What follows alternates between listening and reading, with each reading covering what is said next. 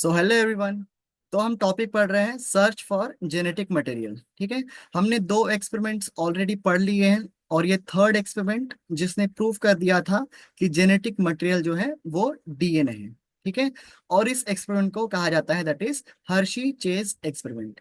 इसके पहले हमने ग्रिफिथ एक्सपेरिमेंट देखा। उसके बाद हमने एवरी मकार्टी एंड मैक्लियोड एक्सपेरिमेंट देखा। ठीक है। दोनों ने भी ऑलमोस्ट एविडेंसेस दे दिए थे कि जेनेटिक मटेरियल डीएनए हो सकता है, लेकिन वो उतना कंफर्म नहीं था।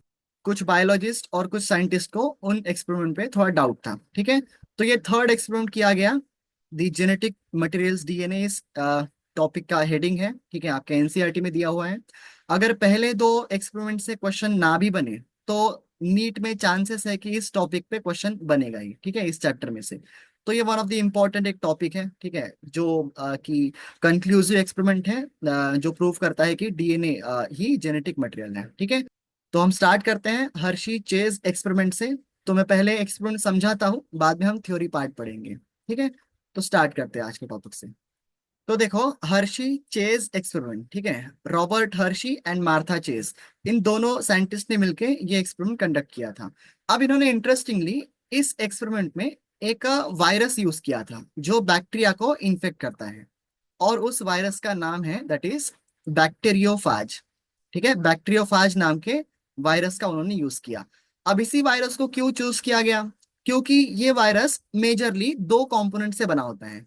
हालांकि सारे वायरसेस यही दो मेन कंपोनेंट से बने होते हैं। एक कंपोनेंट था उसमें प्रोटीन, एक कंपोनेंट होता है। ठीक है। और दूसरा कंपोनेंट होता है दैट इज डीएनए। अब इन कंपोनेंट का होने से फायदा क्या है? देखो, प्रोटीन और डीएनए यही दो बायोमोलेक्यूल हैं जिनके बीच में थोड़ा कंफ्यूजन था कि ये जेनेटिक मटेरियल हो सकते हैं।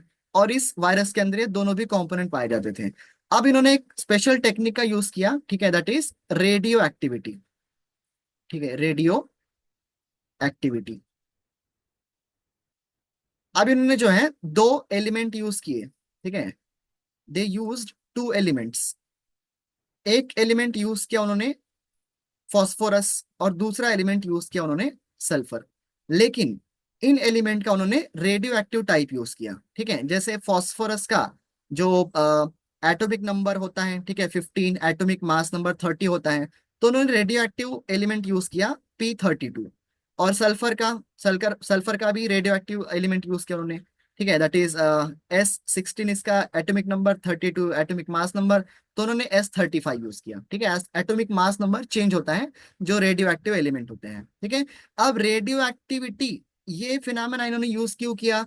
क्योंकि उनको इन एलिमेंट्स को, फास्फोरस और सल्फर को क्या करना था? डिटेक्ट करना था कि वो जा कहाँ रहे हैं, कैसे काम कर रहे हैं। ठीक है, ताकि पता चल पाए कि एक्चुअली कौन यहाँ पे जेनेटिक मटेरियल की तरह काम कर रहा है, क्या वो प्रोटीन है या डीएनए है। ठीक है। तो उन्होंने इनके रेडियो एक्टिव एलिमेंट यूज किए। ठीक है, फास्फोरस और सल्फर के। तो क्या किया उन्होंने? कुछ मीडियम ऐसे बनाए या कुछ कल्चर ऐसे बनाए, ठीक है, जिनमें ये रेडियो एक्टिव फास्फोरस था। और उसमें उन्होंने ये जो बैक्टीरियोफाज है, ठीक है, बैक्टीरियोफाज अगर दिखता कैसे, आपके एनसीईआरटी में दिया है वैसे। बैक्टीरियोफाज सेकंड चैप्टर में दिया है। ठीक है, आपके 11th के सेकंड चैप्टर में दिया है। तो ये कुछ ऐसे दिखता है। ठीक है, जैसे कोई लैंडर रखा हुआ हो तो वैसे दिखता है। तो देखो आप, ये जो ऊपर का पार्ट है, कोटिंग इसका, ये प्रोटीन से बना होता है। ठीक है, प्रोटीन का कोट होता है और इसके अंदर जेनेटिक मटेरियल पाया जाता है। ठीक है, डीएनए उसका जेनेटिक मटेरियल होता है। ठीक है। तो ये दो मेजर चीजों से बना था। तो इन्होंने फॉस्फोरस वाला कल्चर लिया। ठीक है, जिसमें ये रेडियो एक्टिव फॉस्फोरस था। और इसमें ये जो है डाल दिए। ठीक है, क्या? बैक्टीरियोफाज। ठीक है, मैंने समझाने के लिए ऐसे निकाला है बस, ये बैक्टीरियोफाज इसमें डाल दिए। ठीक है, और इसमें ये ग्रो करने लग गए। ठीक है, और जो भी नया वाला बैक्टीरियोफाज प्रोड्यूस हुआ, इसमें क्या था? फॉस्फोरस रेडियो एक्टिव था। अब ये फॉस्फोरस रेडियो एक्टिव होने से फायदा क्या होता है? देखो यहाँ पे डीएनए का वन ऑफ द कंपोनेंट होता है। जो हमने इंट्रोडक्शन क्लास दिया था उसमें हमने देखा था कि डीएनए का वन ऑफ द कंपोनेंट क्या होता है? फॉस्फोरस होता है। ठीक है, फॉस्फेट पढ़ा था हमने। ठीक है, फॉस्फोरिक एसिड। तो ये फॉस्फेट क्या हो जाएगा इस कल्चर में? रेडियो एक्टिव हो जाएगा। ठीक है, रेडियो एक्टिव का सिंपल मतलब है वो लाइट इमिट करने लगेगा। ठीक है, लाइट इमिट करने लगेगा, वो लाइट इमिट करेगा और दिखेगी आपको कि वो लाइट इमिट कर रहा है और वो कहाँ कहाँ जा रहा है। ठीक है, तो ये कल्चर में क्या हो गया? डीएनए रेडियो एक्टिव हो गया। फॉस्फोरस जिस मीडियम में था और उसमें हमने क्या डाला? बैक्टीरियोफाज। और उसका डीएनए क्या हो गया? रेडियो एक्टिव हो गया। ठीक है, डीएनए रेडियो एक्टिव हो गया। दूसरा कल्चर लिया हमने, उसमें हमने ये सल्फर डाल दिया, ठीक है, ये रेडियो एक्टिव सल्फर डाल दिया, और उसमें हमने बैक्टीरियोफाज को ग्रो करने के लिए छोड़ दिया। अब इसमें क्या हो गया, प्रोटीन का, कुछ प्रोटीन्स ऐसे होते हैं जिनका कंपोनेंट होता है सल्फर, ठीक है, सल्फर कंपोनेंट होता है। तो जो भी नए वाले बैक्टीरियोफाज ग्रो किए, तो उनके जो नए वाले बैक्टीरियोफाज थे उनका प्रोटीन कोट कैसा होगा, रेडियो एक्टिव, क्योंकि उनको ये रेडियो एक्टिव सल्फर मिल गया। ठीक है, तो इस कल्चर में प्रोटीन जो है वो रेडियो एक्टिव बन गया। ठीक है, प्रोटीन जो है रेडियो एक्टिव बन गया। तो ये किया उन्होंने, ठीक है। तो कुछ कल्चर में उन्होंने फॉस्फोरस डाल दिया, रेडियो एक्टिव फॉस्फोरस, तो डीएनए रेडियो एक्टिव बन गया बैक्टीरियोफाज का। और कुछ कल्चर में सल्फर डाला था, तो प्रोटीन जो है रेडियो एक्टिव बन गया, ठीक है, उन बैक्टीरियोफाज का। ठीक है, अब आगे क्या किया, अब उन्होंने क्या किया, बैक्टीरियोफाज लिए जिनको उन्होंने रेडियो एक्टिव बनाया था, ठीक है। कुछ बैक्टीरियोफाज का डीएनए रेडियो एक्टिव था, और कुछ बैक्टीरियोफाज का प्रोटीन रेडियो एक्टिव था, ठीक है। सपोज ये रेडियो एक्टिव डीएनए वाला बैक्टीरियोफाज है, ठीक है, और दूसरा उन्होंने लिया जिसका प्रोटीन कोट, ठीक है, प्रोटीन कोट जिसका रेडियो एक्टिव था।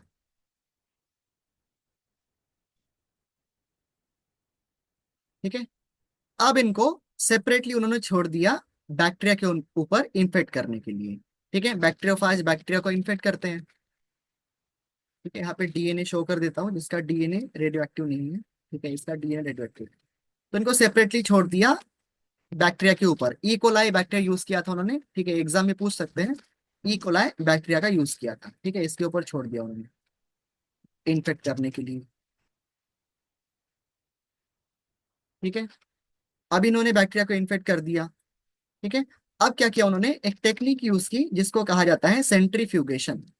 ठीक है, the technique called the centrifugation. Centrifugation technique उन्होंने दोनों भी मिक्सचर के लिए सेपरेटली यूज की। ठीक है, इसको भी सेंट्रीफ्यूगेशन कराया, ठीक है, और इसको भी उन्होंने सेंट्रीफ्यूगेशन करवाया। सेंट्रीफ्यूगेशन में क्या होता है, यहाँ पे टेस्ट ट्यूब में मिक्सचर को डाला जाता है, ठीक है, और यहाँ पे ऐसे घुमाते हैं, ठीक है, ऐसे घुमाएंगे, और घुमाने के बाद जो है सेंट्रीफ्यूगल फोर्स लगेगा, जिसकी वजह से ये जो है मिक्सचर सेपरेट हो जाएगा। ठीक है, मतलब अगर यहाँ पे देखें हम, जब भी बैक्टीरियोफाज बैक्टीरिया को इन्फेक्ट करता है तो प्रोटीन कोड जो है बाहर ही रख देता है, ठीक है, और अंदर जो है जेनेटिक मटेरियल इंसर्ट करता है। ठीक है, तो सेंट्रीफ्यूगेशन करने के बाद ई कोलाई सेपरेट हो गया, और बचा हुआ पार्ट सेपरेट हो गया, ठीक है, दैट इज वायरस का कोट जो है वो सेपरेट हो गया।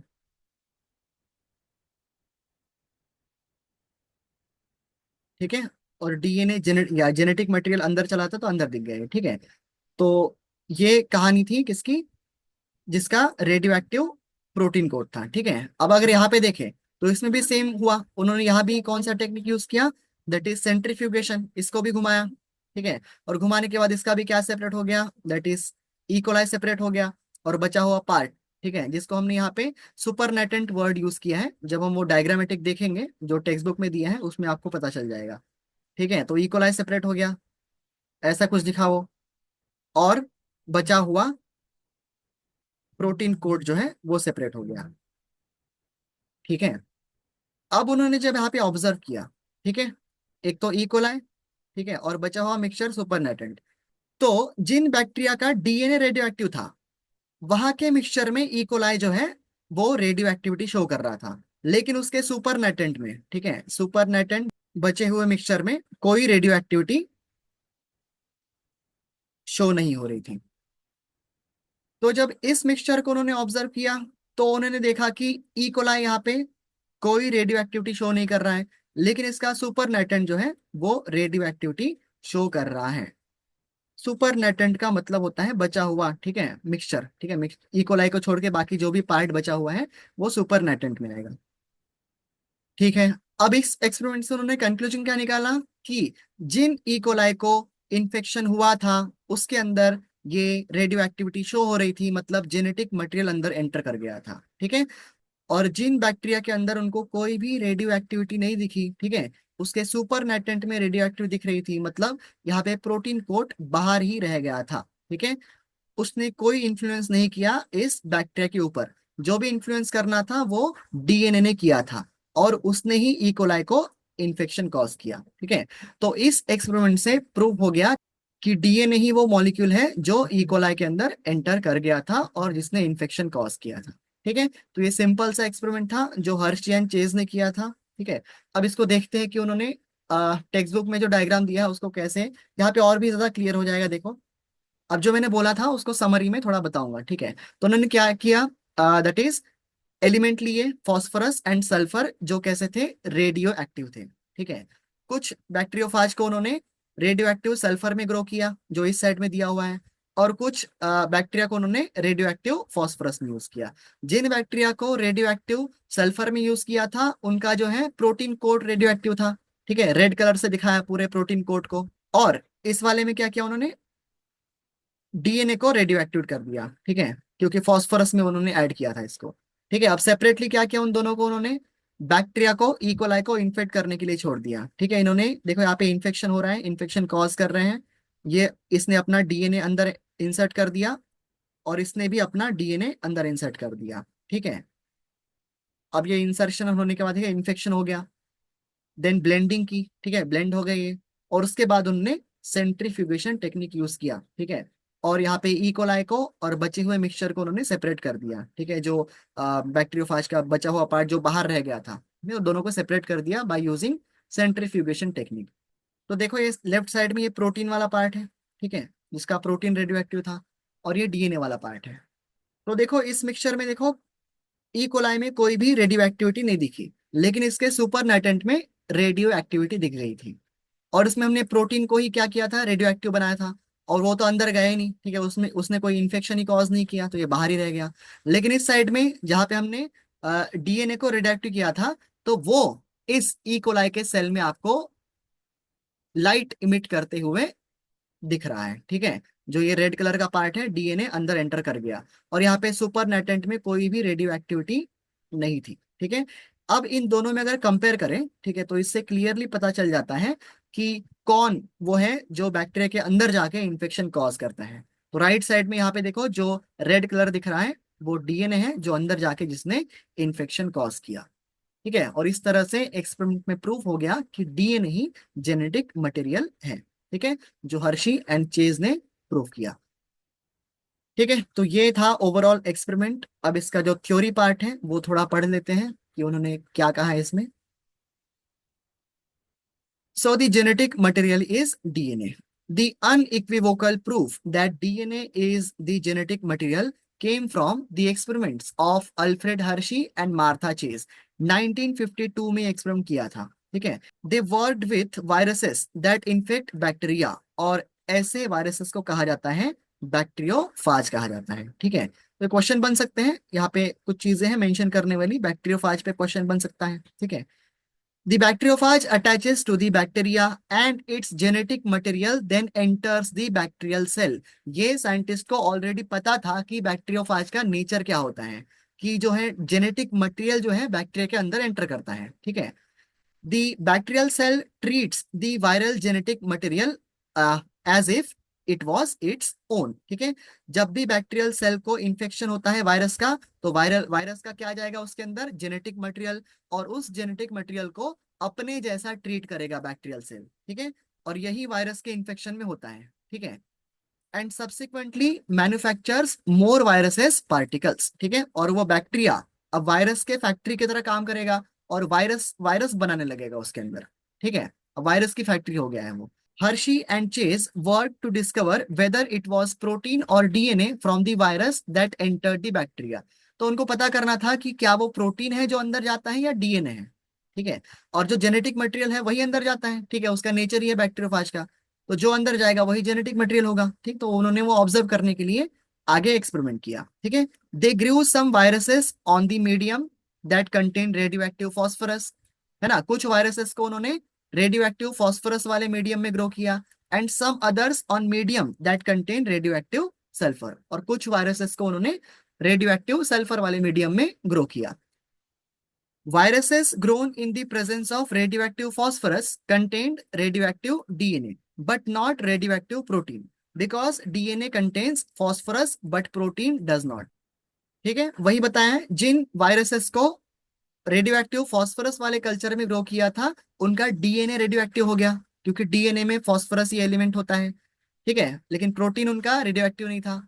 Similarly viruses grown on radioactive sulfur contain radioactive protein but not radioactive DNA because DNA does not contain sulfur। ठीक है, तो जिस कल्चर में रेडियो एक्टिव सल्फर था उसमें जब हमने वायरस डाला तो उसका प्रोटीन वाला कोड जो है वो रेडियो एक्टिव बन गया और डीएनए एज इट इज रहा। ठीक है, तो ऐसे दो उन्होंने मिक्सचर तैयार किए जिसमें कुछ वायरसेस में डीएनए रेडियो एक्टिव था और कुछ वायरसेस का that is protein radioactive था।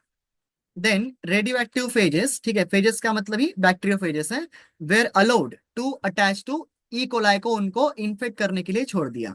ठीक है, then as the infection proceeded the viral coats were removed from the bacteria by agitating, agitating का ही मतलब है उनको शेक करना। ठीक है, देम इन अ ब्लेंडर, ठीक है, ब्लेंडर में उनको एगिटेट किया, शेक किया।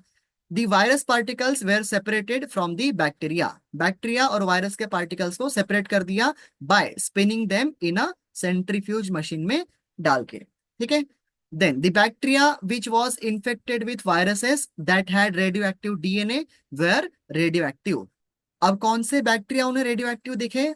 जिनमें डीएनए रेडियोएक्टिव था वो बैक्टीरिया रेडियोएक्टिव थे, indicating that DNA was the material that passed from virus to bacteria।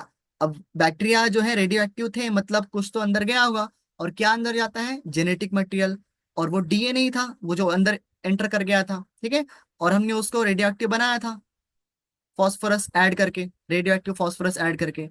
The bacteria that were infected with viruses that had radioactive protein were not radioactive, क्योंकि protein coat बाहर ही रह जाता है तो वो बाहर ही छूट गया था, और जो आपका ई कोलाई है इस मिक्सचर वाला वो नॉर्मली रहा, इसके बाहर का मिक्सचर जो है वो चमक रहा था जो कि प्रोटीन होता है। This indicates that protein did not enter bacteria, protein अंदर एंटर नहीं किया था, ठीक है, फ्रॉम दी वायरसेस।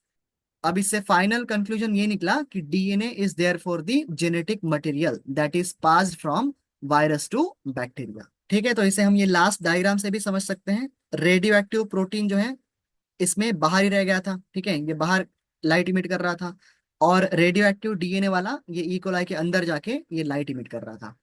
ठीक है, तो जेनेटिक मटेरियल ही अंदर एंटर करता है और यहाँ पे डीएनए अंदर एंटर कर गया और यहाँ पे ये लाइट इमिट कर रहा था। ठीक है, तो ये सेकंड वाला राइट साइड वाला एक्सपेरिमेंट से प्रूव हो गया कि डीएनए ही वो जेनेटिक मटेरियल है।